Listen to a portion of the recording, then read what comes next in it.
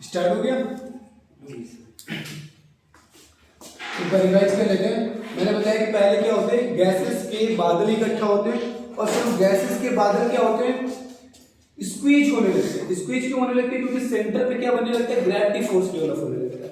और जब सेंटर पे ग्रेविटी फोर्स डेवलप होने लगता है तो ये क्या होता है, स्क्वीज होकर के एक छोटे शेप में आ जाता है, एक छोटे साइज में आ जाता है। जब ये सारा प्रोसेस हो रहा होता है उस समय इसके स्ट्रक्चर को होते हैं नेबुला बोलते हैं। इसी वजह से नेबुला को क्या बोला जाता है, बॉर्डिंग स्टार बोला जाता है कि अभी एक तारे का क्या है, जन्म हो रहा है। जब ये स्क्वीज हो जाता है तो यहाँ पर देखो मैंने बताया कि इस बादल में जो गैसेस का कंपोजिशन रहता है वो क्या रहता है आपका, 70% क्या रहता है, हाइड्रोजन रहता है, 28% हीलियम होता है और बाकी 1.5% में नियॉन और नाइट्रोजन आयरन जैसे कंपाउंड्स रहते हैं और कुछ और भी भारी तत्व रहते हैं जो कि 0.5% में रहते हैं। तो मैक्सिमम जो इसका वेट है वो किसकी वजह से होता है, हाइड्रोजन और हीलियम की वजह से होता है। अब ये जो स्टार्स होते हैं इनमें जो हीट और टेम्परेचर का जो सोर्स होता है, यानी कि इनमें इतनी एनर्जी क्यों होती है, तो इनकी एनर्जी का जो मेन सोर्स रहता है वो क्या रहता है, हाइड्रोजन और हीलियम की रिएक्शन। ठीक है, जब कोई दो न्यूक्लियस आपस में जुड़ते हैं तो उसको हम क्या बोलते हैं, फ्यूजन बोलते हैं। उसको क्या बोलते हैं, फ्यूजन बोलते हैं। और जब टूटते हैं तो क्या बोलते हैं, फिजन बोलते हैं। तो यहां पर देखो जो एनर्जी सोर्स है, यहां पर जो रिएक्शन है हाइड्रोजन और हीलियम की, वो दो टाइप की होती है, फ्यूजन और फिजन, यानी कि दोनों रिएक्शन होती है। पहले तो हाइड्रोजन जो रहता है 1H1 और 2He2 मिलकर के क्या बनाता है, 1H1 और 1H1 मिलकर के क्या बनाएगा आपका, या फिर हाइड्रोजन में न्यूट्रॉन जुड़ करके क्या बनाएगा, हाइड्रोजन हीलियम में कन्वर्ट होगा और फिर हीलियम इसमें कन्वर्ट होगा, हाइड्रोजन में कन्वर्ट होगा। ठीक है, यहां पर ध्यान देना, एनर्जी सोर्स क्या होता है, हाइड्रोजन और हीलियम की रिएक्शन होती है। दो जो न्यूक्लियस हैं जब जुड़ते हैं तो क्या होता है, फ्यूजन रिएक्शन होती है। जब दो न्यूक्लियस जुड़ते हैं तो क्या होती है, फ्यूजन रिएक्शन होती है। और जब दो न्यूक्लियस टूटते हैं तो क्या होता है, फिजन रिएक्शन होता है। और जब फ्यूजन यानी कि दो न्यूक्लियस जुड़ते हैं तभी बनती है, हीट बनती है, और जब टूटते हैं तब भी क्या बनती है, एनर्जी बनती है, यानी कि हीट बनती है। और यही हीट क्या रहता है, इसका एनर्जी सोर्स रहता है, किसका, स्टार का। ठीक है, तो यहां पर देखो सूर्य का जो ऊष्मा का मेन सोर्स है वो हाइड्रोजन और हीलियम का फ्यूजन और फिजन है। ठीक है, नाभिकीय संलयन और नाभिकीय विखंडन है। एक सूर्य का अगर हम बात करें साइज क्या होता है, सूर्य का साइज क्या होता है, यानी कि स्टार्स जो रहते हैं आपके, अपने सूर्य का साइज तो पता है ना कितना है। चलिए ठीक है, हम देख लेते हैं एक बार फिर से इसको गैलेक्सी के पॉइंट ऑफ व्यू से।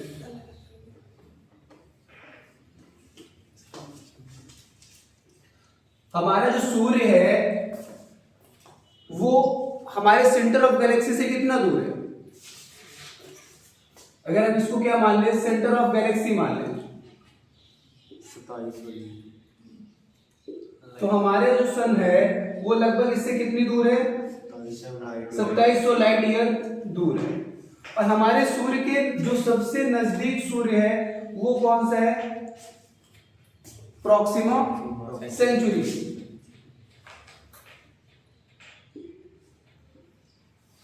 ये लगभग कितनी दूर है, 4.22 लाइट ईयर दूर है, 4.22 लाइट ईयर दूर है कौन, प्रॉक्सिमा सेंचुरी। इसके नजदीक एक और तारा है जिसको हम लोग क्या बोलते हैं, अल्फा सेंचुरी बोलते हैं। क्या बोलते हैं, अल्फा सेंचुरी। ये कितना दूर है, लगभग 4.3 लाइट ईयर, लगभग 4.3 light year.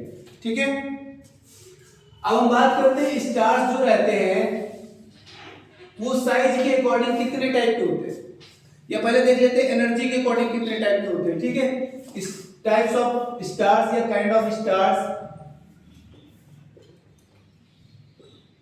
On the basis of heat and temperature, heat and temperature.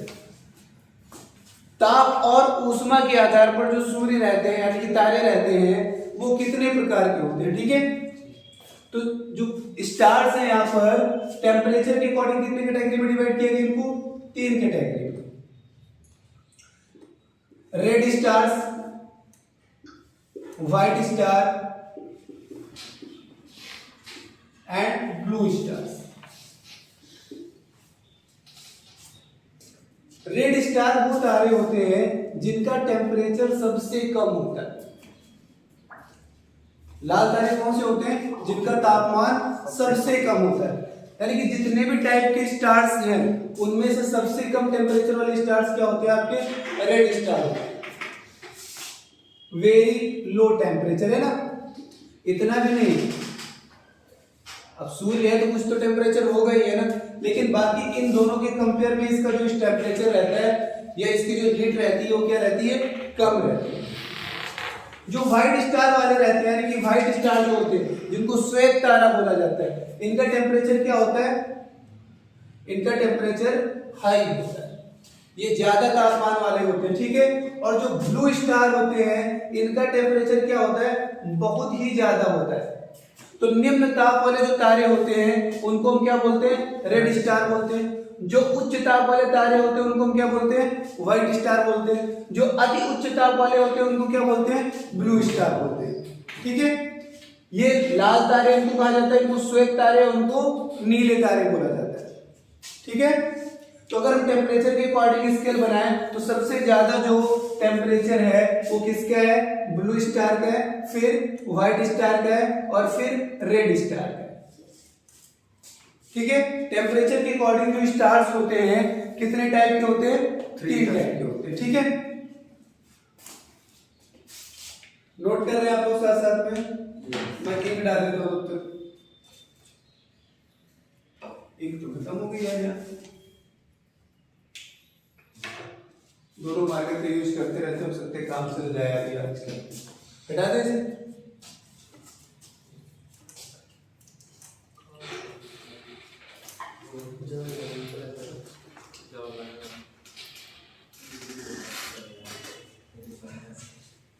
अब देखो साइज के अकॉर्डिंग इनका हम देखते हैं, ठीक है। साइज के अकॉर्डिंग काइंड ऑफ स्टार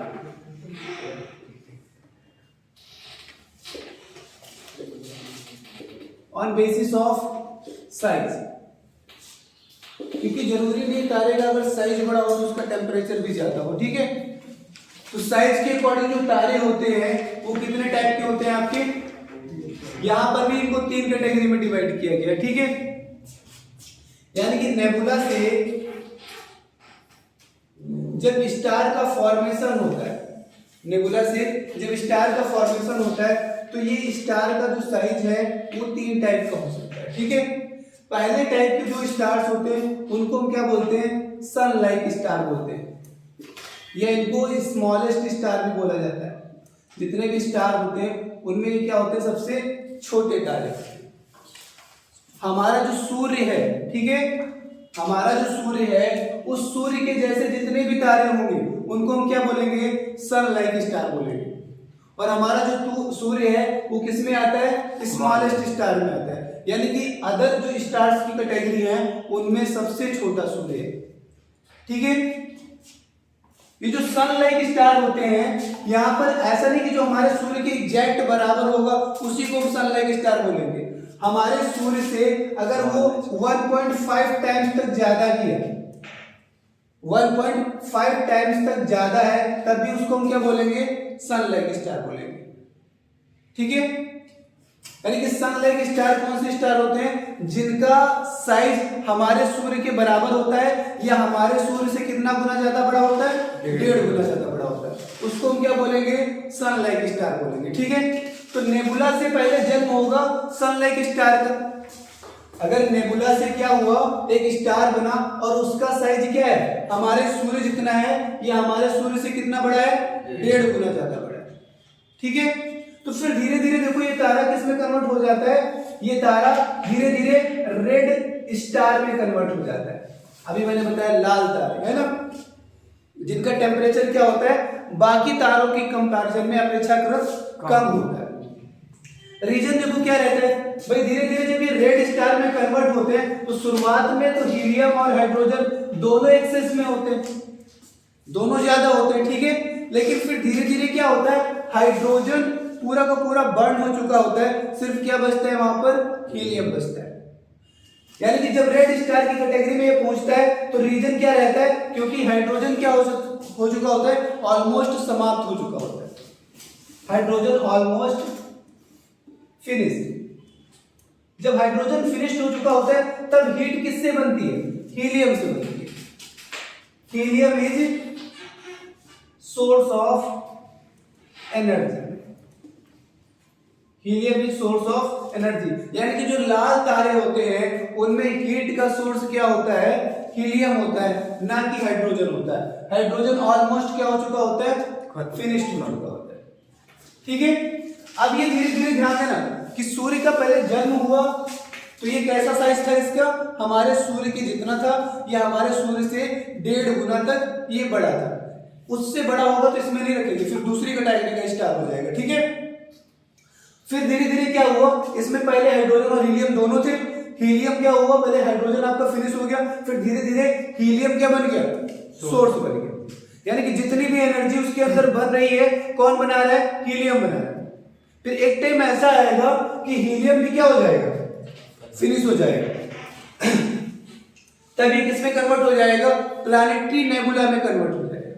किसमें कन्वर्ट हो जाएगा, प्लैनेटरी नेबुला।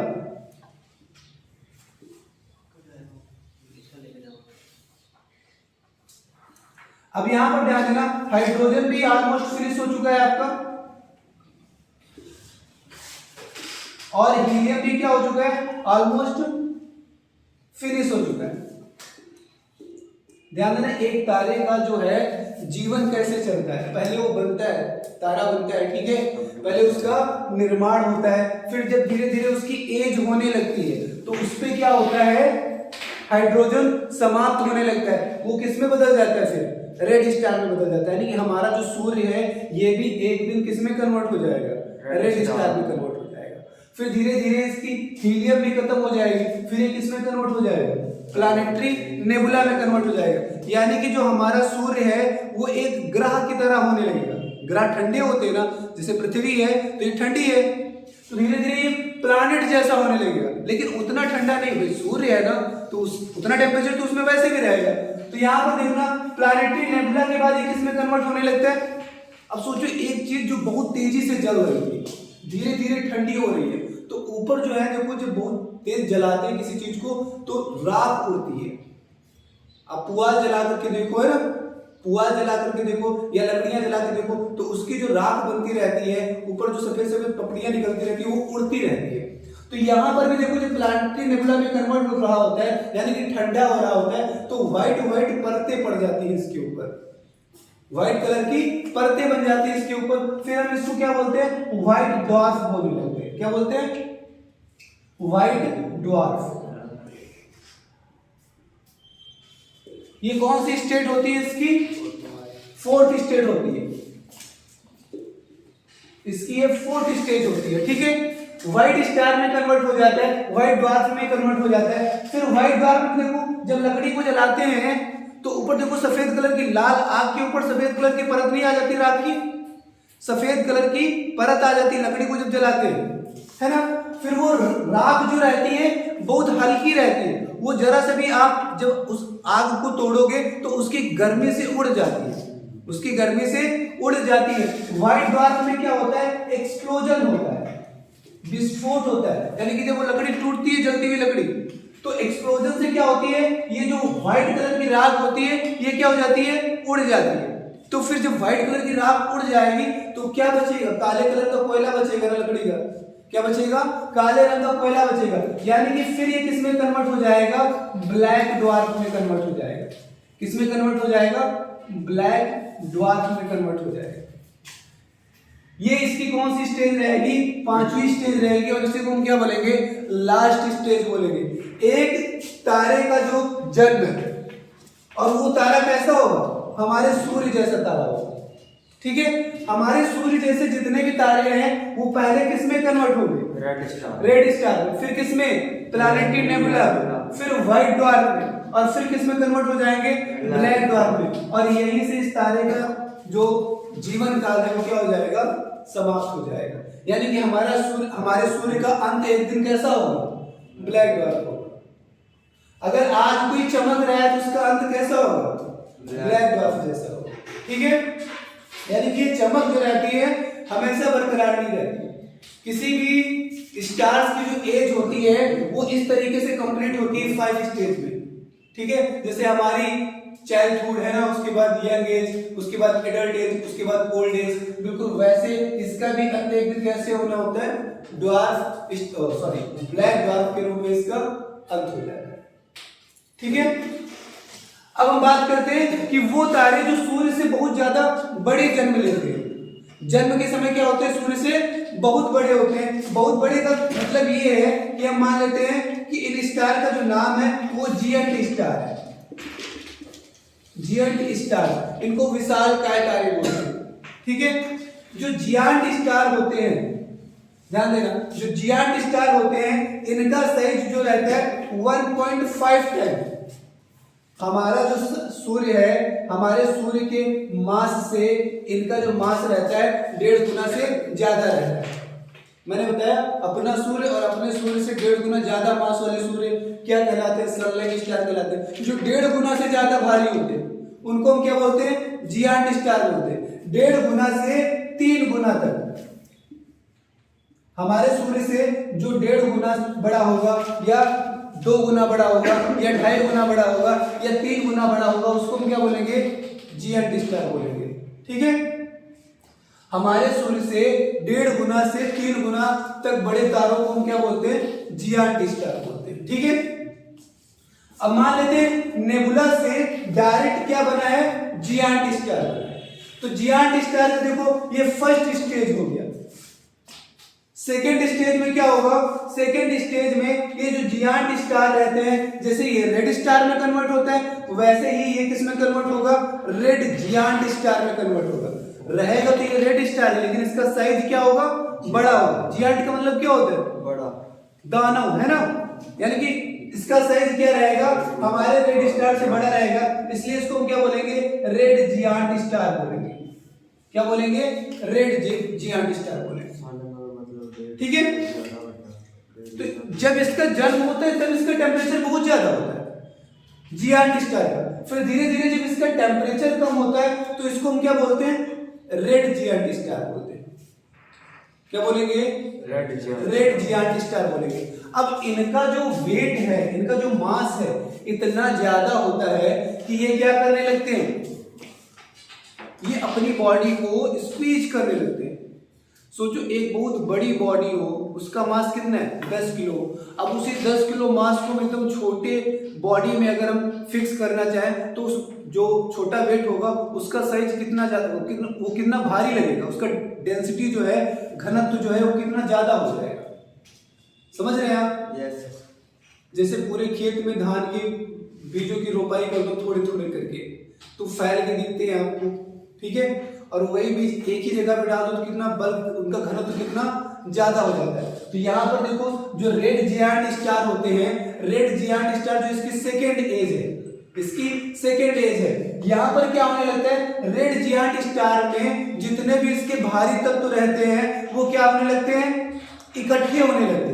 वो एक पॉइंट पर इकट्ठे होने लगते हैं। जैसे कि ये रेड जियांट स्टार है, इसका साइज क्या है, बहुत बड़ा है। फिर धीरे धीरे क्या होंगे, इसके जितने भी भारी तत्व है वो क्या होने लगेंगे, सेंटर की तरफ अट्रैक्ट होने लगेंगे, सेंटर की तरफ अट्रैक्ट होने लगेंगे। सारे जो बॉडी है वो एक ही पॉइंट पे क्या होने लगेगी, फिक्स होने लगेगी। रीजन क्या होता है, रीजन होता है ग्रेविटी इम्बैलेंस।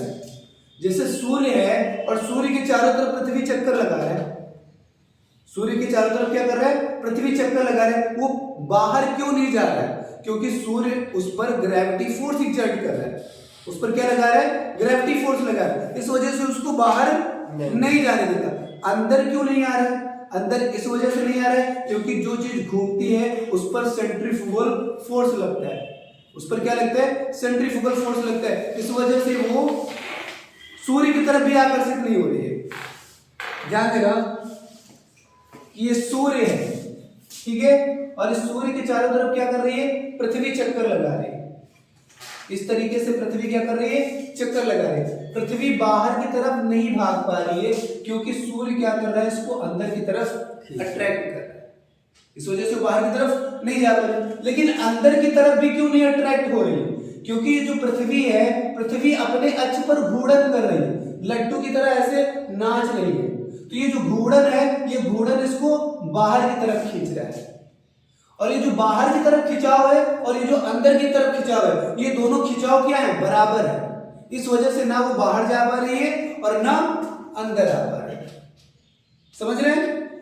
तो किसी भी, देखो यहां पर ये जो पृथ्वी है, ये बैलेंस स्टेज में है। इसका सेंट्रीफ्यूगल फोर्स जो इसको बाहर की तरफ खींच रहा है और जो इसका ग्रेविटी फोर्स इसको अंदर की तरफ खींच रहा है, ये दोनों बैलेंस है। इस वजह से पृथ्वी ना तो बाहर की तरफ जा रही है और ना सूर्य की तरफ अट्रैक्ट हो रही है। लेकिन अगर इसका सेंट्रीफ्यूगल फोर्स क्या हो जाए, कम पड़ जाए, यानी कि बाहर की तरफ इसको भेजने वाला जो फोर्स है, सेंट्रीफ्यूगल फोर्स, ये जो है कम पड़ जाए, तो ये वाला फोर्स यानी कि ग्रेविटी फोर्स जो कि ज्यादा हो जाएगा, तो पृथ्वी को अपनी तरफ आकर्षित कर लेगा। तो पृथ्वी जाकर के किसमें समाप्त हो जाएगी, सूर्य में समाप्त हो जाएगी। यही चीज देखो यहाँ पर रेड जायंट स्टार में होती है। इसका जो सेंटर ऑफ ग्रेविटी होता है वो इतना ज्यादा स्क्वीज होने लगता है कि इसके चारों तरफ की जो बॉडीज हैं वो स्क्वीज होकर के कहां पर पहुंच जाती है, सेंटर पर पहुंच जाती है। इनका ग्रेविटी फोर्स जो रहता है इम्बैलेंस हो जाता है। ग्रेविटी फोर्स क्या हो जाता है, इम्बैलेंस हो जाता है, और ये सभी क्या हो जाते हैं, सेंटर की तरफ खिंच जाते हैं। और सेंटर की तरफ जब खिंच जाएंगे तो उसका साइज अब बड़ा नहीं रहेगा, साइज क्या हो जाएगा, छोटा हो जाएगा। और जब छोटे साइज में ढेर सारी चीजें इकट्ठी हो जाती है तो क्या बोलते हैं, उसका घनत्व तो बढ़ गया, वो क्या हो गया, सघन हो गया। ठीक है, जब इसका घनत्व तो बढ़ जाता है तो फिर क्या होगा, इसमें होगा आपका सुपरनोवा एक्सपोजर। सुपरनोवा एक्सप्लोजन, या इसको नोवा एक्सप्लोजन भी बोलेंगे। ठीक है, इसको अभी नोवा एक्सप्लोजन ही बोलते हैं। इसमें क्या होगा, नोवा एक्सप्लोजन क्या होता है, देखो जब किसी भी पॉइंट का डेंसिटी बहुत ज्यादा बढ़ जाता है, डेंसिटी बहुत ज्यादा बढ़ जाता है। जैसे कि पहले मैंने बताया था कि आपका जो प्रीमोलर एटम था, फाइबर बॉल, जहां से बिग बैंग का एक्सप्लोजन हुआ था, वहां पर भी तो रीजन यही था ना कि जो आपका फाइबर बॉल था उसका डेंसिटी बहुत ज्यादा था, तो धीरे धीरे उसके अंदर क्या होने लगी, कंबस्टिव रिएक्शंस होने लगे, और कंबस्टिव रिएक्शन के कारण क्या हो गया, उसमें विस्फोट हो गया। तो वैसे ही जब ये स्क्वीज हो जाएगा रेड जायंट, बहुत छोटा साइज हो जाएगा इसका, तो इसमें क्या होगा, विस्फोट होगा। इसमें क्या होगा, विस्फोट होगा। और जब इसमें विस्फोट होगा तो इसी विस्फोट वाले स्टेज को हम क्या बोलते हैं, सुपरनोवा एक्सप्लोजन बोलते हैं। यानी कि एक तारा जो जियांट स्टार का है वो पहले किस में कन्वर्ट होगा, रेड जियांट स्टार में कन्वर्ट होगा, फिर उसमें क्या होगा, नोवा एक्सप्लोजन होगा। क्या होगा, नोवा एक्सप्लोजन होगा। फिर ये किस में कन्वर्ट हो जाएगा, न्यूट्रिनो स्टार में कन्वर्ट हो जाएगा। इसमें कन्वर्ट हो जाएगा, न्यूट्रिनो स्टार में कन्वर्ट हो जाएगा। न्यूट्रिनो स्टार देखो क्या होता है, यहां पर एक्सप्लोजन के बाद जो ऊपर की बॉडीज है सब बाहर चली जाती है, फिर भी क्या बचता है, सेंटर ऑफ ग्रेविटी पे बहुत सारी बॉडीज बच जाती है। अब भाई ज्यादा लोग थे तो अट्रैक्ट करने में उसको थोड़ा सा जो अट्रैक्शन फोर्स है सब में बट जा रहा था। अब यहां पर ध्यान दो कि ये एक सेंटर ऑफ ग्रेविटी, पहले इसको ना 10 बॉडीज को अट्रैक्ट करना था। कितनी बॉडीज को अट्रैक्ट करना था, 10 बॉडीज को अट्रैक्ट करना था। सबको अट्रैक्ट करके यहाँ पे लाया है। अब मान लेते हैं इसके पास 10 यूनिट का अट्रैक्शन फोर्स है, तो सब पर कितना लगा रहा है, एक यूनिट का लगा रहा है ग्रेविटी फोर्स। लेकिन जब विस्फोट होगा तो इसमें से 5 बॉडी निकल जाएगी बाहर, तो कितनी बचेगी, 5 ही बॉडी बचेगी। और जब 5 बॉडी बचेगी तो अट्रैक्शन फोर्स सब पे कितना लगाएगा, 2-2 यूनिट का लगाएगा, यानी कि अट्रैक्शन फोर्स क्या हो जाएगा, बढ़ जाएगा। तो नोवा एक्सप्लोजन के बाद जो चीजें बच जाती हैं उन पे अट्रैक्शन फोर्स क्या लगता है, बहुत ज्यादा लगता है, उन पर अट्रैक्शन फोर्स बहुत ज्यादा लगता है। इतना ज्यादा अट्रैक्शन हो जाता है कि एक एटम के जो इलेक्ट्रॉन और प्रोटॉन होते हैं, आपको पता है ना कि ये प्रोटॉन होता है और इसके चारों तरफ किसी भी एटम में क्या चक्कर लगा रहे होते हैं, इलेक्ट्रॉन चक्कर लगा रहे होते हैं। इसके चारों तरफ क्या लगा रहे होते हैं? इलेक्ट्रॉन चक्कर लगा रहे होते हैं। अब घनत्व इतना ज्यादा बढ़ जाता है कि जो इलेक्ट्रॉन है वो किससे मिल जाता है? आकर के प्रोटॉन से मिल जाता है। अब ये एक एटम है, इसको बहुत ज्यादा चपटा करोगे तो इसके अंदर जो इलेक्ट्रॉन प्रोटॉन है सब क्या हो जाएंगे? आपस में मिक्स हो जाएगा। तो यहाँ पर देखो न्यूट्रिनो स्टार कौन से स्टार होते हैं? जिनमें इलेक्ट्रॉन और प्रोटॉन मिल करके क्या बना देते हैं? जब इलेक्ट्रॉन और प्रोटॉन मिल जाते हैं तो ना इलेक्ट्रॉन का अस्तित्व रहता है ना प्रोटॉन का अस्तित्व रहता है। इलेक्ट्रॉन निगेटिव होता है और प्रोटॉन क्या होता है? पॉजिटिव होता है। और जब इलेक्ट्रॉन मतलब निगेटिव और पॉजिटिव जब जुड़ जाएंगे आपस में तो क्या हो जाएगा? वो न्यूट्रल हो जाएगा। वो क्या हो जाएगा? न्यूट्रल हो जाएगा। तो न्यूट्रिनो स्टार वो स्टार होते हैं जिनमें घनत्व इतना ज्यादा हो जाता है कि इलेक्ट्रॉन और प्रोटॉन मिलकर के क्या बना देते हैं? न्यूट्रॉन बना देते हैं। क्या बना देते हैं? न्यूट्रॉन बना देते हैं। तो यहाँ पर जो आपके जिएंट स्टार होते हैं ये कितनी स्टेज में जाकर के खत्म होते हैं? ये चौथी स्टेज में खत्म होते हैं। किस रूप में? न्यूट्रिनो स्टार के रूप में। किस रूप में इनका समापन होता है? न्यूट्रिनो स्टार के रूप में। न्यूट्रिनो स्टार कौन से स्टार होते हैं? जिनमें घनत्व इतना ज्यादा होता है कि उनके इलेक्ट्रॉन और प्रोटॉन मिलकर के क्या बना देते हैं?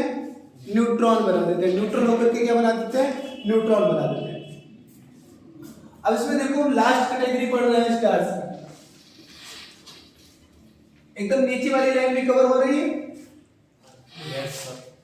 यहां पर ध्यान देना कि जो तीसरी टाइप के स्टार होते हैं जो सूर्य से 1.5 गुना तक बड़े हैं उनको हम क्या बोलेंगे? सनलाइट स्टार बोलेंगे। जो लगभग 1.5 से 3 गुना तक बड़े हैं उनको हम क्या बोलेंगे? जिएंट स्टार बोलेंगे। जो 3 गुना से भी ज्यादा बड़े, 4 गुना, 5 गुना, 6 गुना, 10 गुना वाले जो स्टार होंगे, यानी कि हमारे सूर्य से 10 गुना ज्यादा बड़े होंगे, 4 गुना ज्यादा बड़े होंगे, 5 गुना ज्यादा बड़े होंगे, यानी कि बहुत बड़े जो तारे होते हैं उनको हम क्या बोलते हैं? सुपर जिएंट स्टार बोलते हैं। क्या बोलते हैं?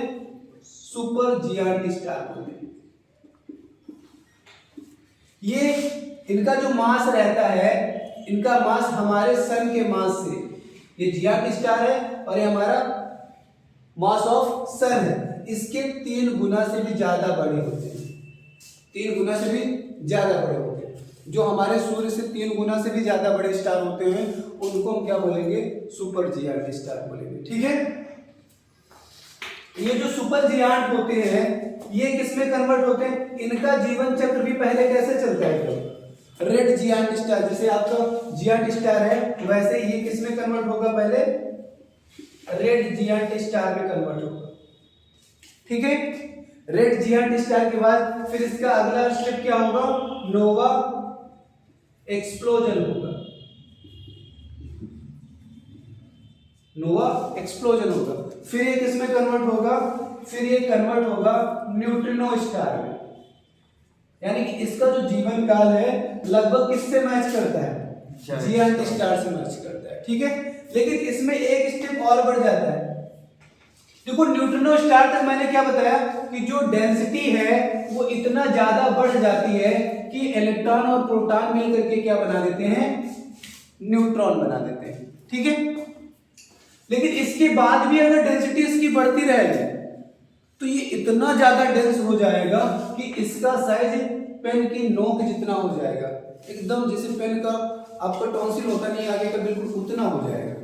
सोचो एक तारा, पहली चीज तो जो हमारे सूर्य है, जो हमारी पृथ्वी है, पृथ्वी से बड़े बड़े कितने ग्रह हैं?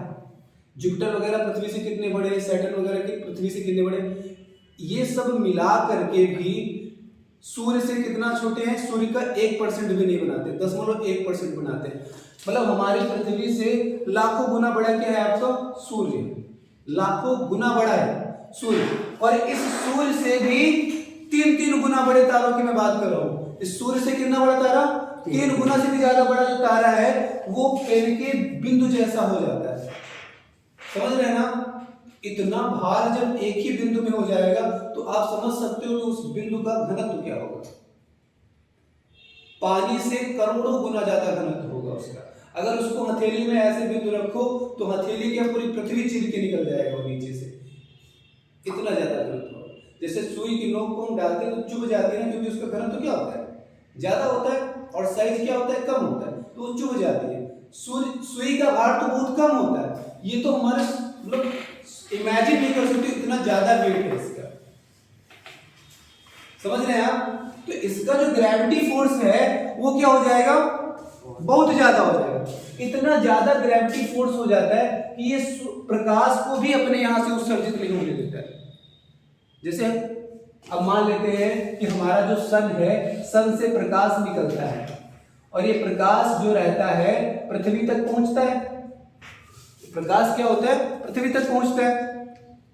लेकिन अगर इसका घनत्व तो बहुत ज्यादा हो जाए, इसका घनत्व तो बहुत ज्यादा हो जाए, जैसे कि मैं बता रहा हूं यहां पर न्यूट्रिनो स्टार के बाद का जो स्टेज होता है कि इसका घनत्व इतना बढ़ जाता है कि ये कैसा हो जाता है, एक पॉइंट की तरह हो जाता है।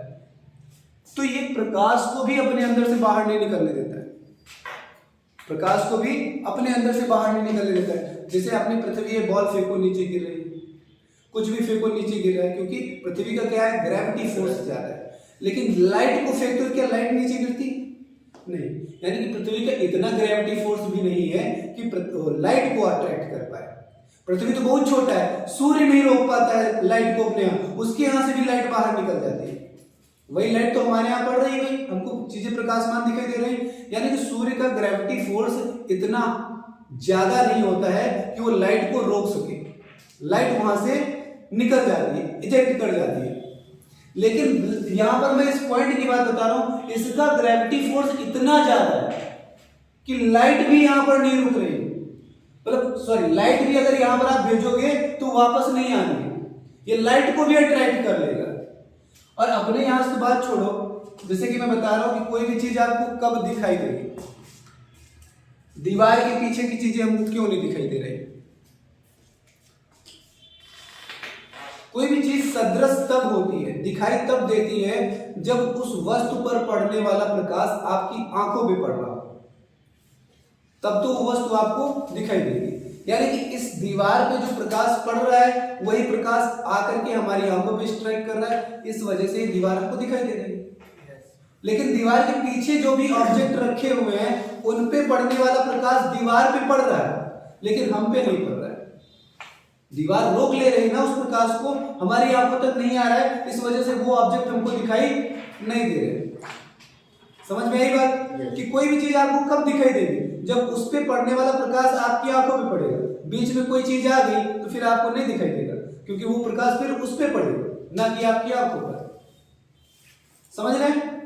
अब यहां पर ध्यान दो कि ये पॉइंट के आकार जैसा हो जाता है और इसका ग्रेविटी फोर्स इतना ज्यादा हो जाता है कि यहां से प्रकाश भी बाहर नहीं निकलता है। अब सोचो अगर इसको हमको देखना हो और इस पे जो पड़ने वाला प्रकाश होगा वापस ही नहीं आएगा, तो क्या ये हमको दिखाई देगा? ये तो प्रकाश को भी अट्रैक्ट कर ले रहा है, इतना ज्यादा ग्रेविटी फोर्स है इसका, ये प्रकाश को भी वापस जाने नहीं दे रहा है। तो ये जो रहता है न्यूट्रिनो स्टार के बाद जो चीज ये दिखाई नहीं देती है, पॉइंट सदृश रहता है, इसको हम क्या बोलते हैं, ब्लैक होल बोलते हैं। इसको क्या बोलते हैं, ब्लैक होल बोलते हैं। ठीक है, यानी कि जो सुपर जियांट स्टार रहते हैं इनका अंत किस रूप में होता है, ब्लैक होल के रूप में रहता है। और ब्लैक होल जो रहते हैं यूनिवर्स में कभी दिखाई नहीं देते, और दिखाई ना देने का कारण क्या है, क्योंकि उन पे पड़ने वाला प्रकाश कभी वापस ही नहीं लौटता है, तो दिखाई कैसे देंगे? कोई भी चीज अगर सदृश होनी है तो जब तक कि उस पर पड़ने वाला प्रकाश हमारी आंखों पे नहीं पड़ेगा तब तक वो चीज हमको सदृश नहीं होगी, हमको दिखाई नहीं देगी। आई बात समझ में? अब इसको हटा दें हम, ब्लैक होल का कॉन्सेप्ट समझ में आया? अच्छा, अगर कोई चीज दिखाई नहीं देती है तो उसके बारे में थ्योरी कैसे बन गई? भाई ब्लैक होल किसी ने देखा नहीं ना,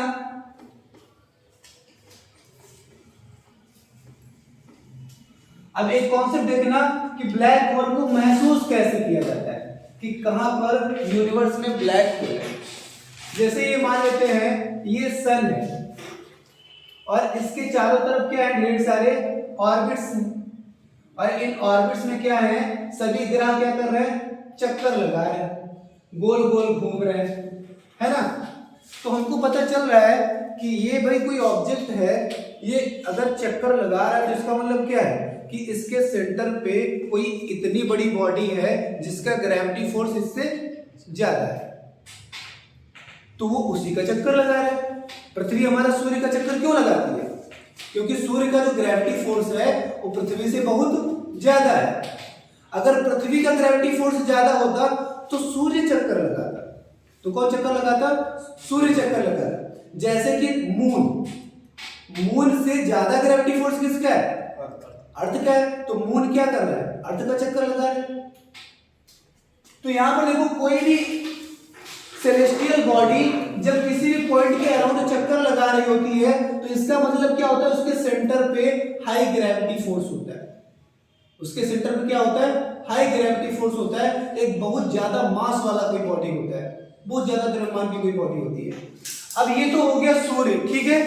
अब ऐसे कई सूर्य अगर किसी बॉडी का चक्कर लगा रहे हैं, ऐसे कई सूर्य अगर किसी बॉडी का चक्कर लगा रहे हैं और हमको बीच में कोई चीज दिखाई भी नहीं दे रही है, सोचो पृथ्वी से कितना ज्यादा भारी सूर्य है, इस वजह से पृथ्वी सूर्य का चक्कर लगा रही है। अगर सूर्य किसी चीज का चक्कर लगा रहे हैं और बीच में हमको कोई चीज दिखाई नहीं दे रही है, तो इसका मतलब क्या है कि कोई अदृश्य चीज है जिसका द्रव्यमान सूर्य से बहुत ज्यादा है, जिसका मास सूर्य से बहुत ज्यादा है और उसका चक्कर कौन लगा रहा है? सूर्य लगा रहा है। इसी चीज को हम क्या बोलते हैं कि यहां पर क्या होगा?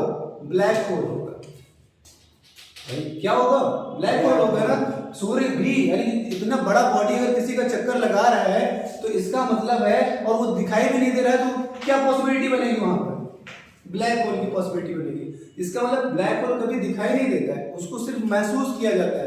अंतरिक्ष में या ब्रह्मांड में जब ढेर सारे तारे किसी बिंदु का चक्कर लगा रहे होते हैं और उसके सेंटर में हमको कोई चीज दिखाई भी नहीं देती है, तो हम क्या अज्यूम करते हैं कि उसके सेंटर में क्या होगा?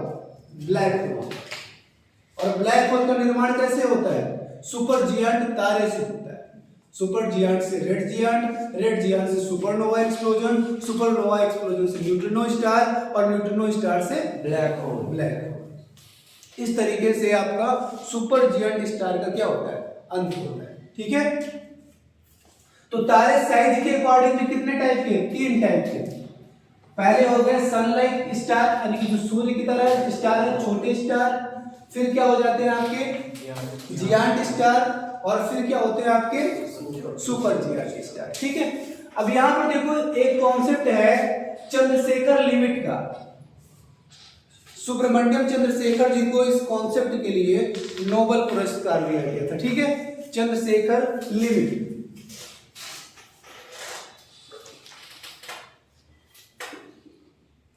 चंद्रशेखर लिमिट को इंट्रोड्यूस किया था Indian astronomer Subrahmanyan Chandrasekhar, south India के है ना।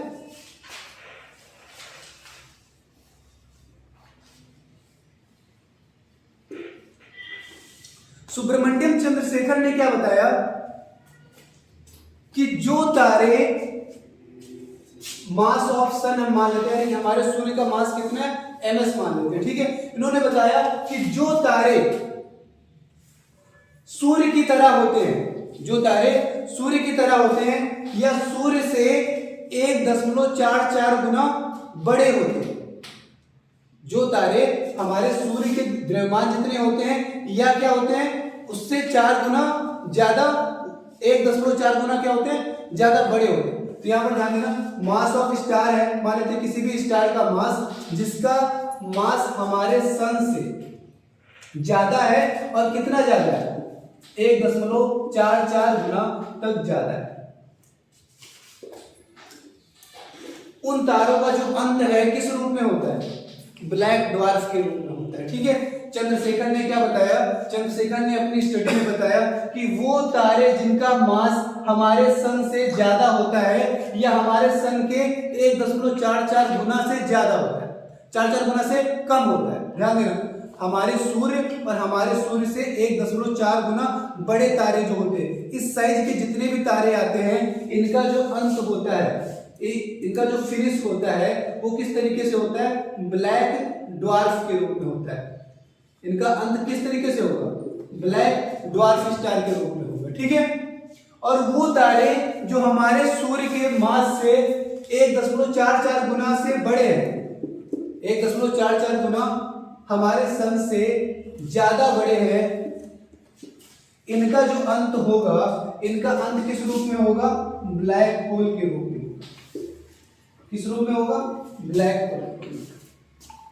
पहले ही आप देख लो, किसी भी सूर्य को, किसी भी तारे को देख लो, अगर वो तारा हमारे सूर्य के जितना बड़ा है, ये हमारे सूर्य से कितना गुना बड़ा है? 1.44 गुना से बड़ा है, तो आप आज ही बता सकते हो कि उसका अंत कैसा होगा।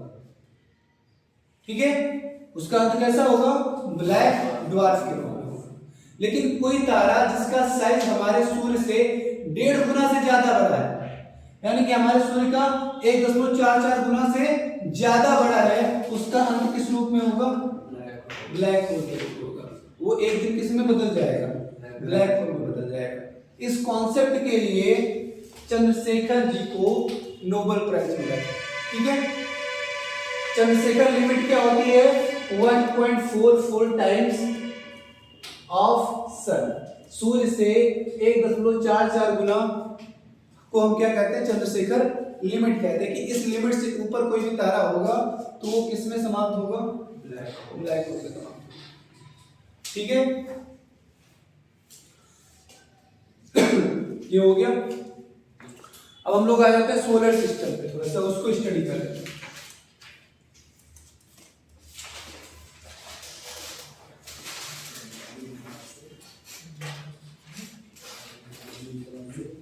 स्टार्स का कॉन्सेप्ट आया समझ में? Yes sir. टूटते कैसे तारे? तारे टूटते नहीं है, कॉमेट्स होते हैं, वो एस्टेरॉइड्स होते हैं। ठीक है, वो कॉन्सेप्ट अभी हम पढ़ाएंगे, लेकिन सोलर सिस्टम पे आते हैं पहले।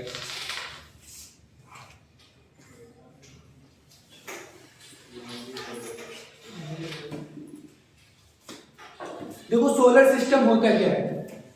कोई भी स्टार और उस स्टार के आसपास के वो छोटे छोटे बॉडी जो उस स्टार के अराउंड क्या लगा रहे होते हैं? चक्कर लगा रहे होते हैं, उनके ग्रुप को हम क्या बोलते हैं? सोलर सिस्टम बोलते हैं। उसके ग्रुप को हम क्या बोलते हैं? सोलर सिस्टम बोलते हैं। अब हम ये मान लेते हैं ये हमारा सन है, और इस सन के अराउंड क्या है? पहले तो ढेर सारे तारे क्या कर रहे हैं? चक्कर लगा रहे हैं। ठीक है, ढेर सारे तारे चक्कर लगा रहे हैं,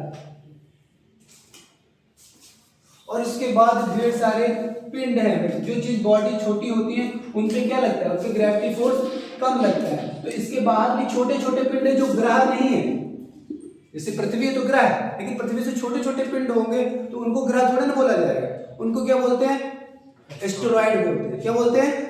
एस्टेरॉइड बोलते हैं। कुछ इनसे भी छोटे होते हैं जिनको हम लोग क्या बोलते हैं? मेटर्स बोलते हैं। और जो इनसे भी छोटे होते हैं उनको क्या बोलते हैं? कॉमेट्स बोलते हैं। ठीक है, तो हमारा सूर्य और हमारे सूर्य के चारों तरफ चक्कर लगाने वाले ये ग्रह, और इन ग्रहों के साथ साथ ये एस्टेरॉइड्स, मेटोइड्स और कॉमेट्स के ग्रुप को हम क्या बोलते हैं? सोलर सिस्टम बोलते हैं। मतलब एक तारा और एक तारे के चक्कर लगाने वाले जितनी भी सेलेस्टियल बॉडीज हैं, जितने भी ब्रह्मांडीय पिंड हैं, उनके ग्रुप को हम क्या बोलेंगे?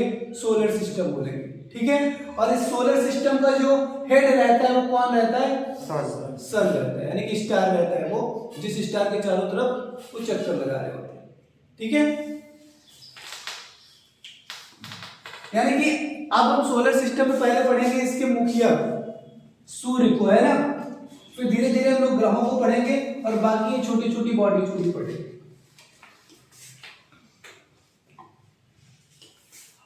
किसी भी सोलर सिस्टम का जो लीडर होता है उसको हम क्या बोलते हैं? सन बोलते हैं। सन क्या होता है भाई? लीडर ऑफ सोलर सिस्टम होता है। पूरा सोलर सिस्टम किसके चारों तरफ घूम रहा होता है? इसी सन के चारों तरफ घूम रहा होता है। ठीक है, यानी कि जितने भी ग्रह होते हैं, एस्टेरॉइड होते हैं, कॉमेट्स होते हैं, मेटर्स होते हैं, वो किसी न किसी तारे का चक्कर लगा रहे होते हैं, और उसी तारे को हम क्या बोलते हैं? सूर्य बोलते हैं। ठीक है, ये किसने प्रूव किया था? केपलर ने प्रूव किया। केपलर ने, ना, केपलर ने क्या बताया था कि जितनी भी सेलेस्टियल बॉडी होती है, जितने भी ग्रह होते हैं, वो किसके अराउंड चक्कर लगा रहे होते हैं? वो किसके अराउंड चक्कर लगा रहे होते हैं? सन के अराउंड चक्कर लगा रहे होते हैं। ठीक है, इसके पहले देखो जो थ्योरी थी वो अलग थी। इसको कौन सी थ्योरी बोलते हैं? इस थ्योरी को दिया था कॉपरनिकस ने। किसने दिया था? कॉपरनिकस ने। और प्रूव किसने किया था? केपलर ने। केपलर ने प्रूव किया था। और इंट्रोड्यूस किसने किया था? इंट्रोड्यूस किया था इस थ्योरी को कॉपरनिकस ने। इस थ्योरी को बोलते हैं हेलियोसेंट्रिक थ्योरी। क्या बोलते हैं? हेलियोसेंट्रिक थ्योरी बोलते हैं। यानी कि इससे पहले लोगों को पता ही नहीं था कि जो ग्रह होते हैं वो सूर्य के चक्कर लगाते हैं।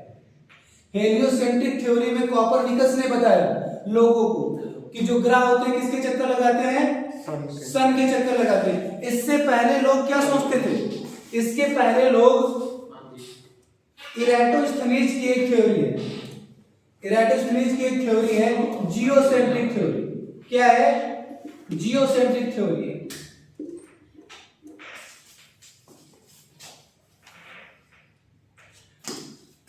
इसको टॉलमी ने इंट्रोड्यूस किया था। किसने इंट्रोड्यूस किया था? टॉलमी ने इंट्रोड्यूस किया था। ठीक है, टॉलमी या इराटोस्थनीज के अकॉर्डिंग ये जो थ्योरी है वो क्या है आपकी? जियोसेंट्रिक थ्योरी, जिसमें ये समझाया गया था कि जितने भी ग्रह हैं, तारे हैं, वो किसके चक्कर लगाते हैं? पृथ्वी के चक्कर लगाते हैं। किसके चक्कर लगाते हैं? पृथ्वी के चक्कर लगाते हैं। यानी कि लोगों को नॉलेज नहीं था उस टाइम ये जो ग्रह है वो किसके चक्कर लगाते हैं। तो सेंटर पे क्या मानते थे हम लोग? पहले पृथ्वी को मानते थे। ये थ्योरी किसने दी थी? टॉलमी ने दी थी। इस थ्योरी को क्या कहते थे? जियोसेंट्रिक थ्योरी कहते थे। ये इराटोस्थनीज, इन दोनों ने मिलकर के इंट्रोड्यूस किया था। बाद में टॉलमी ने ज्यादा इस पे जोर डाला, ज्यादा प्रूव करने की कोशिश की, इस वजह से इसको टॉलमी के नाम पे पब्लिश किया गया जियोसेंट्रिक थ्योरी। जियोसेंट्रिक थ्योरी के आधार पर हम लोग ये मानते थे पहले कि जितने भी आकाशीय पिंड हैं वो किसके चक्कर लगाते हैं? पृथ्वी के चक्कर लगाते हैं। जितनी भी सेलेस्टियल बॉडी है किसके चक्कर लगाती हैं? पृथ्वी का चक्कर लगाती है। पृथ्वी क्या होता है? सेंटर पर होता है। लेकिन बाद में कॉपरनिकस ने कौन सी थ्योरी दी थी? हेलियोसेंट्रिक थ्योरी दी थी। और इस थ्योरी को प्रूव किसने किया था? केपलर ने प्रूव किया था। प्लैनेटरी मोशन जो रहते हैं आपके, उनके लाज के अकॉर्डिंग, केपलर लाज ऑफ प्लैनेटरी मोशन, यानी कि जो ग्रह होते हैं, जो ग्रह होते हैं, ग्रह की गति पर आधारित इन्होंने कुछ नियम दिए थे और उस नियमों के आधार पर प्रूव किया था कि जो ग्रह होते हैं वो सूर्य का चक्कर लगाते हैं। ठीक है, तो ये दो थ्योरी है जो इंपॉर्टेंट है। और यहाँ पर हेलियोसेंट्रिक थ्योरी क्या बताती है कि जितने भी प्लैनेट्स होते हैं वो किसके चक्कर लगाते हैं? सन के चक्कर लगाते हैं, सूर्य के चक्कर लगाते हैं। अब अगर हम सूर्य की बात करते हैं तो हमारा जो सूर्य है हमारे सेंटर ऑफ ग्रेविटी से, यानी कि हमारे गैलेक्सी के सेंटर ऑफ ग्रेविटी से कितनी दूर है? 2700 लाइट ईयर दूर है। ध्यान देना, एक बार फिर से मैं वही स्ट्रक्चर बना रहा हूं। ये मान लेते हैं क्या है हमारा सेंटर ऑफ ग्रेविटी है। किसका सेंटर ऑफ ग्रेविटी है? Centre of gravity of Galaxy है। हमारी गैलेक्सी का सेंटर ऑफ ग्रेविटी है। यहां से हमारा जो सूर्य है वो कितनी दूर है? 2700 लाइट ईयर दूर है। ठीक है, अब ये जो हमारा सन है इसके चारों तरफ क्या हो रहे हैं? पृथ्वी सहित अन्य ग्रह क्या कर रहे हैं? चक्कर लगा रहे हैं। मान लेते हैं ये क्या है आपकी? पृथ्वी है जो किसका चक्कर लगा रही है? सूर्य का चक्कर लगा रही है। ठीक है, तो हमारा सूर्य यहां से 2700 लाइट ईयर दूर है और हमारे सूर्य से जो सबसे नजदीक सूर्य है वो कौन सा है? प्रॉक्सिमा सेंचुरी है। कौन सा है? Proxima Centauri. ये भी एक सन है जो हमारे सन से कितनी दूरी पर है? 4.3 लाइट ईयर दूर है। हमारे सूर्य से कितना दूर है? 4.3 लाइट ईयर दूर है। इसके भी तो अपने ग्रह होंगे जो इसके चक्कर लगा रहे होंगे। ये भी तो अपने सोलर सिस्टम का मुखिया होगा, ये भी तो अपने सोलर सिस्टम को लीड कर रहा होगा। ठीक है, आप यहां पर ध्यान दो कि जो सूर्य है, सूर्य के चारों तरफ जितने भी बॉडी चक्कर लगा रहे हैं, तो इसका मतलब क्या है कि इन बॉडी से सबसे नजदीक जो स्टार पड़ रहा है वो क्या है? सूर्य है। अगर किसी भी बॉडी के नजदीक कोई दूसरा स्टार होता तो फिर वो सूर्य का चक्कर नहीं लगाता। ये जो आपको नजदीक दिख रहा है नजदीक नहीं है, ये मान लेते हैं हमारा सूर्य है, तो इसके इतने ही एरिया में लगभग सारे जो ग्रह हैं वो चक्कर लगा रहे हैं। दूसरा सूर्य जो है वो बहुत दूर है, दूसरा सूर्य जो है वो बहुत दूर है, ठीक है। तो सूर्य क्या होता है? सूर्य होता है किसी भी सोलर सिस्टम के जो सेलेस्टियल बॉडीज होती हैं, जो सेलेस्टियल बॉडीज होती हैं उनके नजदीक जो सबसे पहला तारा होता है उसको हम क्या बोलते हैं? सूर्य बोलते हैं, क्योंकि उसी के वो चक्कर लगा रहे होते हैं, ठीक है। सूर्य की अगर हम पृथ्वी से दूरी देखें तो सूर्य से हमारी पृथ्वी कितनी दूरी पर है? 1.5 × 10 के पावर 8 किलोमीटर। इसी को आप क्या बोलते हो? एस्ट्रोनॉमिकल यूनिट भी बोलते हो। डिस्टेंस बिटवीन अर्थ टू सन कितनी है? 1.5 × 10 के पावर 8 किलोमीटर, ठीक है। अब यहां पर ध्यान देना कि जो सूर्य से प्रकाश निकलता है उसकी गति क्या होती है? सूर्य से निकलने वाला जो प्रकाश होता है उसकी गति क्या होती है? कल भी मैंने पूछा था और बोला था कि इसको पढ़ लेना। प्रकाश की गति, स्पीड ऑफ लाइट क्या होती है? 3 × 10 के पावर 8 मीटर पर सेकेंड, या फिर 3 × 10 के पावर 5 किलोमीटर पर सेकेंड, ठीक है। तो आप यहां पर अगर यहां पर स्पीड रख लेते हो, स्पीड ऑफ लाइट जो कि कितनी है? 3 × 10 के पावर 8 मीटर पर सेकेंड, 3 × 10 के पावर 8 मीटर पर सेकेंड। ये क्वेश्चन पूछा जाता है, प्रकाश की गति क्या होती है? प्रकाश की गति क्या होती है? 3 × 10 के पावर 8 मीटर पर सेकेंड। अब यहां पर अगर इस किलोमीटर को हम लोग मीटर में कन्वर्ट करें तो ये कितना हो जाएगा? 11 हो जाएगा ना, तो इसको हम क्या बोलेंगे? मीटर। अब ध्यान देना कि जो सूर्य से प्रकाश निकल रहा है, सूर्य से जो प्रकाश निकल रहा है उसकी गति हमको पता है कि स्पीड क्या है, उसकी स्पीड पता है हमको क्या है, हमको ये पता है कि उसको कितना डिस्टेंस ट्रेवल करना है। भाई प्रकाश सूर्य से निकला और सूर्य से निकलने के बाद जब तक पृथ्वी पर पहुंचेगा तो कितनी डिस्टेंस ट्रेवल करेगा? 1.5 × 10 के पावर 11 मीटर डिस्टेंस उसको ट्रेवल करना पड़ेगा, और उसकी स्पीड क्या है? 3 × 10 के पावर 8 मीटर पर सेकेंड है। तो बताइए लाइट जो है जो सूर्य से निकलती है तो कितने समय बाद पृथ्वी पर पहुंचती है? 8 मिनट। कितने समय बाद पहुंचती है? 8 मिनट। 8 minute 20 second. या फिर हम देखो यहाँ पर इसको कैलकुलेट भी कर सकते हैं। हमको क्या निकालना है? टाइम निकालना है। डिस्टेंस क्या है? 1.5 × 10 के पावर 11 अपॉन स्पीड क्या है? 3 × 10 के पावर 8। इसको फिनिश कर लेते हैं तो यहाँ पर पावर कितनी बचेगी? 3 बचेगी। ये कितना हो जाएगा? 0.5 हो जाएगा। अब 10 के पावर 3 का मतलब क्या है? 1000। 10 के पावर 3 का मतलब क्या है? 1000 है। 1000 को गुणा 0.5 से करते हैं तो कितना हो जाएगा? 500 हो जाएगा। कितना हो जाएगा? 500। यानी कितना समय लगेगा? लगभग 500 सेकंड लगेगा। कितना लगेगा? लगभग 500 सेकंड लगेगा।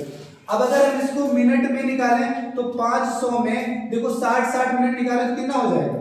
480 सेकंड कितने के बराबर हो जाएंगे? 8 मिनट के बराबर हो जाएंगे। कितने के बराबर हो जाएंगे? 8 मिनट के बराबर हो जाएंगे। तो 20 सेकंड और बच रहे हैं ना 20 सेकंड और बच रहे हैं, तो इसका मतलब टाइम कितना लगता है? 8 मिनट 20 सेकंड लगता है। प्रकाश की किरण जब सूर्य से निकलती है तो हमारी पृथ्वी तक पहुंचने में उसको कितना समय लगता है? 8 मिनट 20 सेकंड लगता है। ठीक है, तो ये तीनों चीजें आपको याद रखना है कि पृथ्वी से सूर्य की दूरी क्या है, प्रकाश की चाल क्या है, और प्रकाश को पृथ्वी तक पहुंचने में कितना टाइम लगता है। ठीक है, आगे बढ़े इसमें। अब देखो हम लोग सूर्य के बारे में स्टडी कर रहे हैं, तो ये तो पता है कि जो हमारा सूर्य है वो भी एक तारा है, तो बाकी तारों की तरह इसका भी जो कंपोजिशन होगा वो ज्यादातर किससे मिलकर बना होगा? हाइड्रोजन और हीलियम से मिलकर बना होगा। ठीक है, हमारा जो सूर्य है इसका एक हम लोग इनर एज देख लेते हैं।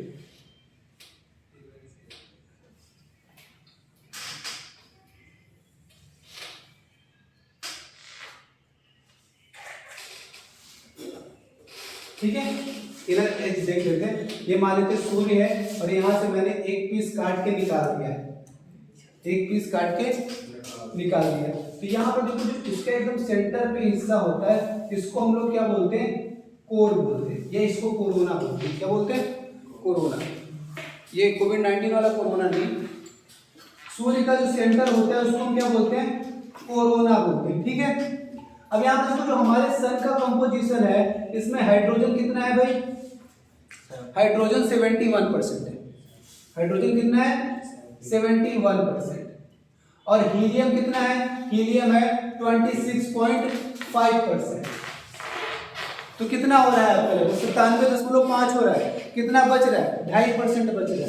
कितना बच रहा है, 2.5% बच रहा है। तो जो 22.5% है इसमें बाकी अदर गैसेज हैं जैसे helium, neon, nitrogen, carbon dioxide, carbon, ये सारी चीजें 2.5% रहती है।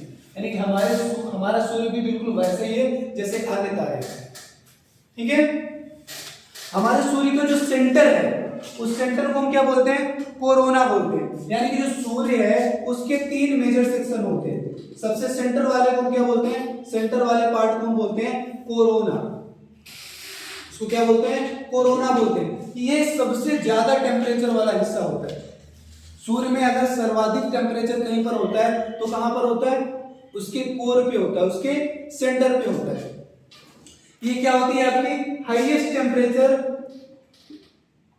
टेम्परेचर सरफेस होती है। यानी कि सूर्य जो रहता है उसकी 3 सरफेस होती हैं, उनमें से सबसे ज्यादा टेम्परेचर क्या रहता है, सबसे अंदर वाली सरफेस का रहता है, जिसको हम क्या बोलते हैं, कोरोना बोलते हैं। इसका टेम्परेचर कितना होता है, 1.5 × 10⁻7 डिग्री सेल्सियस। समझ रहे हैं कितना हो रहा है, 15 के बाद 6 जीरो लगाइए, 15 मिलियन डिग्री सेल्सियस। कितना, 15 million degree Celsius. 200 degree Celsius पे तो क्या हाल होता है ना। सोचो इसका टेम्परेचर 15 मिलियन डिग्री सेल्सियस। ऐसे ही नहीं जटायु यहाँ पे जाते जाते सुलग गया था, है ना। जटायु और उसके भाई क्या किए थे, जटायु नहीं उसका भाई था जटायु का, है ना। दोनों गए थे सूर्य को देखने के लिए कितनी दूर परिस्थिति कैसा दिखाई देता है। तो इसके नजदीक आने से पहले ही वो जल गए थे, उनके पंख सब जल गए थे। सूर्य का टेम्परेचर बहुत ज्यादा है, 15 मिलियन डिग्री सेल्सियस सिर्फ लिखने में से छोटा लगता है। सोचिए कि 200 डिग्री सेल्सियस का टेम्परेचर आपसे बर्दाश्त नहीं होता है।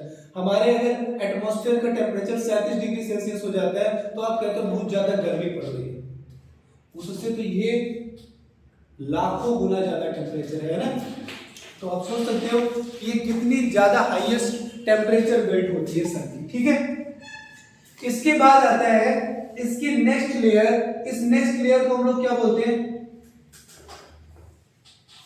इस नेक्स्ट लेयर को हम लोग बोलते हैं क्रोमोस्फीयर। क्या बोलते हैं, क्रोमोस्फीयर बोलते हैं। यानी इसके कोरोना से बाहर वाली सतह को हम क्या बोलते हैं, क्रोमोस्फीयर बोलते हैं। इसकी नेक्स्ट लेयर जो होती है उसको हम क्या बोलते हैं, क्रोमोस्फीयर बोलते हैं। क्रोमोस्फीयर जो रहती है ये लो टेम्परेचर बेल्ट होती है। क्या होती है, लो टेम्परेचर होता है।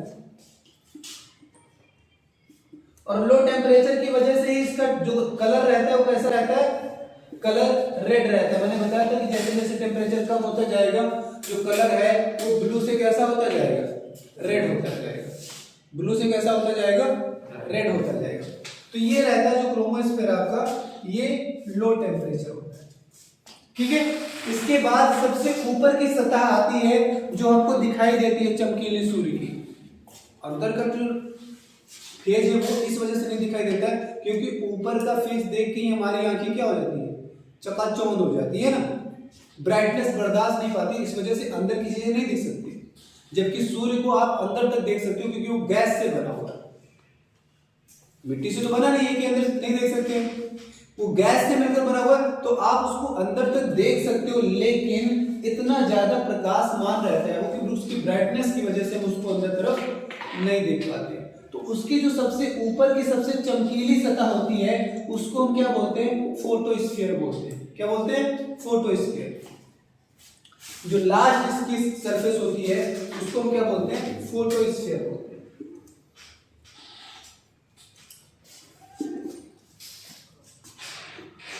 ब्राइटेस्ट लेयर ऑफ सन, ये सन की सबसे चमकदार सतह होती है। सन की सबसे चमकदार सतह होती है और ये सबसे बाहरी सतह भी होती है, तो इसको आप आउटर सरफेस भी बोल सकते हो, आउटर सरफेस। और ये सबसे लोएस्ट टेम्परेचर वाली होती है, यानी कि क्रोमोस्फीयर से भी इसका टेम्परेचर क्या होता है? कम होता है। क्रोमोस्फीयर से भी इसका टेम्परेचर कम होता है। इसका जो टेम्परेचर है फोटोस्फीयर का वो 6000 डिग्री सेल्सियस होता है। कितना होता है? 6000 डिग्री सेल्सियस। यानी कि जो अंदर की सतह है उसका टेम्परेचर जो रहता है बाहर की सतह से बहुत ज्यादा रहता है। बाहर की सतह पर तो फिर भी कितना रहता है? 6000 डिग्री सेल्सियस रहता है। और पृथ्वी में भी सेम ऐसा ही है। पृथ्वी के सेंटर में टेम्परेचर क्या रहता है? बहुत ज्यादा रहता है। जैसे जैसे आप अंदर की तरफ जाओगे पृथ्वी में टेम्परेचर क्या होता जाएगा? बढ़ता जाएगा। और जब एकदम सेंटर में पहुंच जाओगे तो वहां पर पृथ्वी का टेम्परेचर कितना रहता है? 2600 डिग्री सेल्सियस रहता है। कितना रहता है? 2600 डिग्री सेल्सियस। अर्थ की कोर का टेम्परेचर 2600 डिग्री सेल्सियस रहता है। वैसे ही सन की कोर भी क्या होती है? सबसे ज्यादा टेम्परेचर वाली होती है और वहां पर उसका टेम्परेचर कितना रहता है? 15 मिलियन डिग्री सेल्सियस रहता है। और जो इसकी आउटर सरफेस होती है वो कितनी ज्यादा होती है? 6000 डिग्री सेल्सियस की होती है। ठीक है, अब सन के बारे में कुछ और फैक्ट देख लेते हैं। बोर तो नहीं हो रहे आपको? पैर में फंस रही है यार।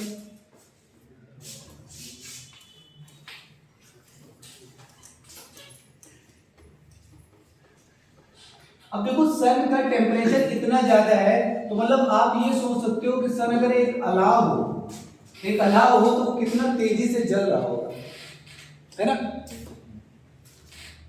ये मान लेते हैं भाई आपका सन है, अरे एक देखिए यार वो बता दो कि बहुत लाइट चल रहा है मार्कर, है ना? अब जब तक मैम को बुलाएंगे तब तक टाइम वेस्ट हो जाएगा मेरा।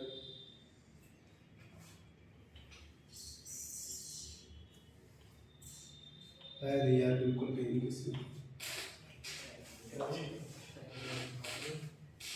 ठीक हो सकता है, काम चली जाए इससे।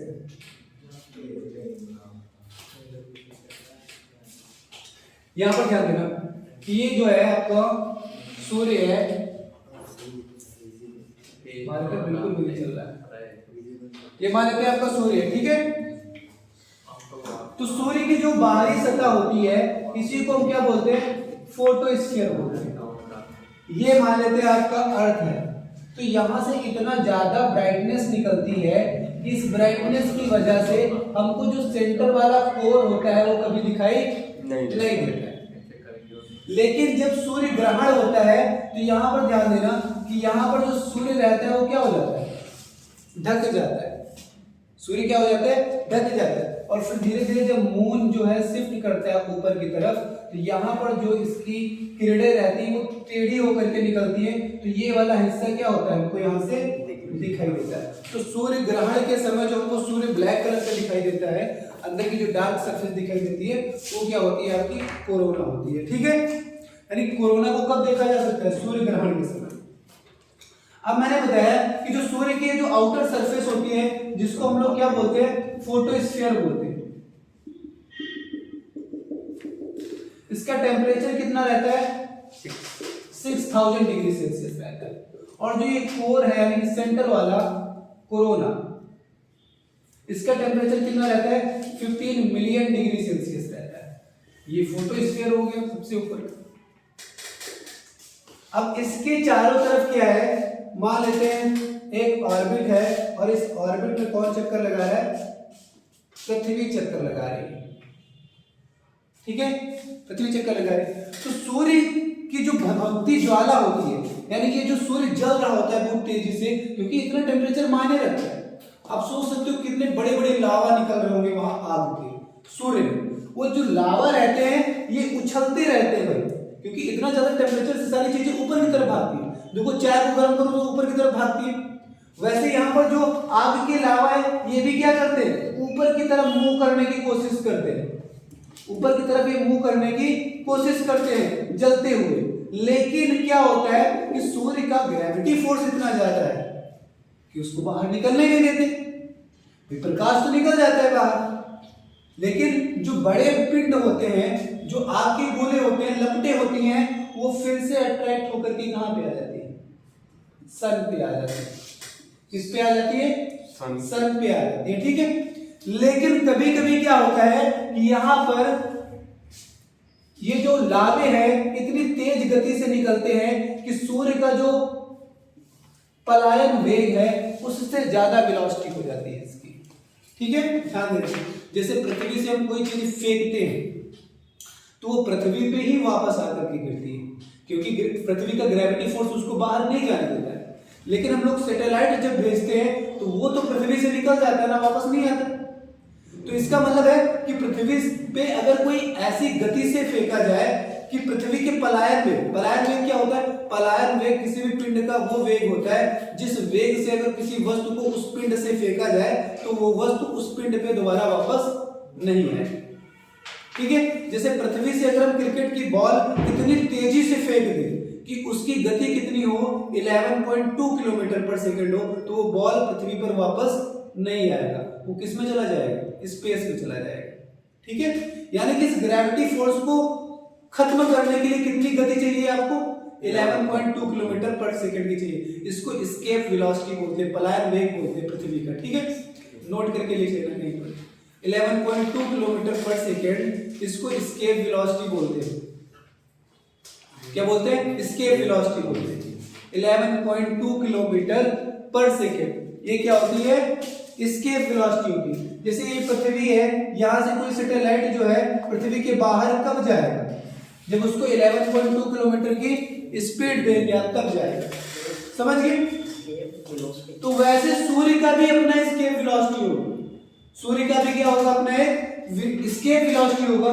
तो जो चीजें भाई कम गति से जा रही हो तो वापस आ रही है, लेकिन यहाँ पर कुछ लपटें ऐसी होंगी जो इतनी तेजी से निकलेंगी कि वो क्या कर जाएंगे, सूर्य से एस्केप कर जाएंगे, वो वापस सूर्य पे नहीं जाएंगे। तो ये देखो ये कहां पर फैल जाएंगे, ये ब्रह्मांड में फैल जाएंगे। कहां पर फैल जाएंगे, ब्रह्मांड में फैल जाएंगे। और जो ब्रह्मांड में फैला हुआ हिस्सा रहता है सूर्य से निकलने वाली लपटों का, इसको हम क्या बोलते हैं, सूर्य ज्वाला बोलते हैं। क्या बोलते हैं, सूर्य ज्वाला, या इसी को सोलर फ्लेयर बोलते हैं। सोलर फ्लेयर क्या होता है, सोलर फ्लेयर वो ज्वालाएं, वो लपटें होती हैं जो सूर्य से निकलने के बाद वापस सूर्य में नहीं जाती, अंतरिक्ष में फैल जाती है। किसमें फैल जाती है, अंतरिक्ष में फैल जाती है, ठीक है। अब यही लपटें मान लेते हैं भाई ये क्या है, ये पृथ्वी का अपना ग्रेविटी फोर्स का एरिया है कि पृथ्वी जो है यहां तक अगर कोई वस्तु आएगी तो पृथ्वी क्या करेगा, वो उसको अपनी तरफ अट्रैक्ट कर लेगा। तो ये पृथ्वी है, पृथ्वी का भी तो अपना ग्रेविटी फोर्स है ना, ग्रेविटी रीजन है कि वहां तक कोई चीज रहेगी तो पृथ्वी अपनी तरफ खींच लेगी।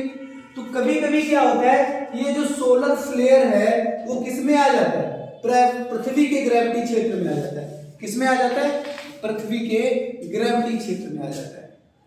और जब ये पृथ्वी के ग्रेविटी क्षेत्र में आ जाता है तो पृथ्वी के ग्रेविटी क्षेत्र में ढेर सारी गैसें हैं जो ब्रह्मांड में नहीं पाई जाती, अंतरिक्ष में नहीं पाई जाती, जो अंतरिक्ष में नहीं पाई जाती। जब उन गैसों के कांटेक्ट में ये आता है तो ये क्या हो जाता है, बहुत ही चमकीला हो जाता है। वो गैसें क्या कर देती है, इसको प्रदीप्तमान कर देती है, इसको कलरफुल बना देती है। इसको क्या बना देती है, कलरफुल। ये हैं लपटें, आग की लपटें हैं। ये किस में प्रवेश कर जाती है, पृथ्वी के ग्रेविटी क्षेत्र में जब प्रवेश कर जाती हैं तो ये क्या हो जाती हैं, चमकीली हो जाती है। क्या हो जाती है, चमकीली हो जाती है। अब ध्यान देना, ये जो पृथ्वी है, पृथ्वी के जो दो पोल रहते हैं, पृथ्वी के जो पोल रहते हैं जिसको साउथ पोल बोलते हैं और नॉर्थ पोल बोलते हैं, नॉर्थ पोल और साउथ पोल।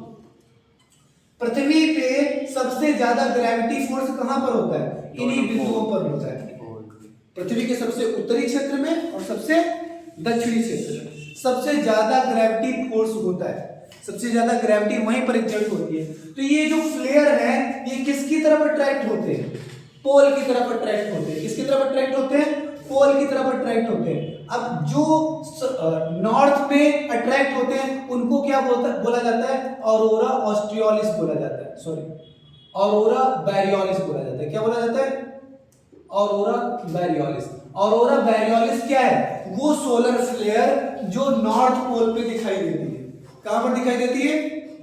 नॉर्थ पोल पे दिखाई देती है। पृथ्वी के नॉर्थ पोल पे जो सोलर फ्लेयर दिखाई देता है उसको हम क्या बोलते हैं? ऑरोरा बैरियोलिस बोलते हैं। ये सूर्य से उठने वाला वो तूफान है जो पृथ्वी के ग्रेविटी क्षेत्र में प्रवेश कर जाता है। कहां पर प्रवेश कर जाता है?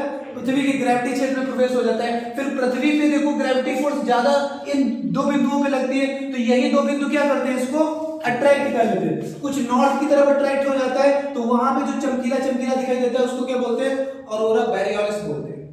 जब नॉर्थ में आप जाएंगे तो नॉर्थ में जो अपने रिसर्च सेंटर लगे हुए हैं भारती वगैरह, वहां पर जब रात में देखेंगे तो आपको कलरफुल बलून्स दिखाई देंगे, रंग बिरंगे गैस के गुब्बारे दिखाई देंगे। वो रबर के नहीं है, वो गैस के हैं। वो कहीं छोटा साइज कहीं बड़ा साइज और घूमते रहते हैं। बहुत कलरफुल लगता है। वहां का विजन जो रहता है बहुत खूबसूरत लगता है। वहां का विजन जो रहता है बहुत खूबसूरत लगता है। आप इसको जो है विजुलाइज कर सकते हो, इंटरनेट वगैरह पे देख सकते हो कि ऑरोरा बैरियोलिस कैसा दिखता है रात में। जहां से ये चीजें दिखाई देती हैं वहां पे लोग घूमने जाते हैं, टूरिस्ट प्लेस है, ठीक है। ये सारी चीजें क्या दिखाई देती हैं आपको? ऐसा लगता है कि रंग बिरंगे गैस के गुब्बारे तैर रहे हैं आकाश में, ठीक है।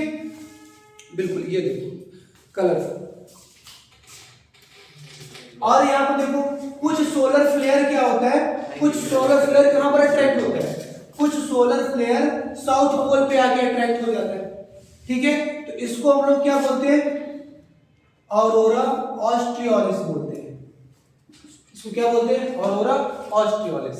तो सूर्य की जो लपटें होती हैं, भभकती ज्वालाएं होती हैं, वो कभी कभी क्या होती है? सूर्य से स्केप कर जाती हैं और स्केप करने के बाद कुछ हिस्सा इनका कहां पर पहुंच जाता है? पृथ्वी की ग्रेविटी क्षेत्र में पहुंच जाता है। पृथ्वी के ग्रेविटी क्षेत्र में साउथ और नॉर्थ पोल में ग्रेविटी फोर्स ज्यादा होता है, इस वजह से कुछ हिस्सा नॉर्थ की तरफ अट्रैक्ट हो जाता है, कुछ हिस्सा साउथ की तरफ अट्रैक्ट हो जाता है। जो नॉर्थ की तरफ दिखाई देता है उसको ऑरोरा बैरियोलिस बोलते हैं और जो साउथ की तरफ दिखाई देता है उसको ऑरोरा ऑस्ट्रियोलिस, ठीक है। अब इसके आगे सन और सोलर सिस्टम की स्टडी हम लोग अगली क्लास में करेंगे, ठीक है। क्योंकि मेरा मुंह थक गया चिल्ला और मार्कर भी साथ नहीं दे रहा।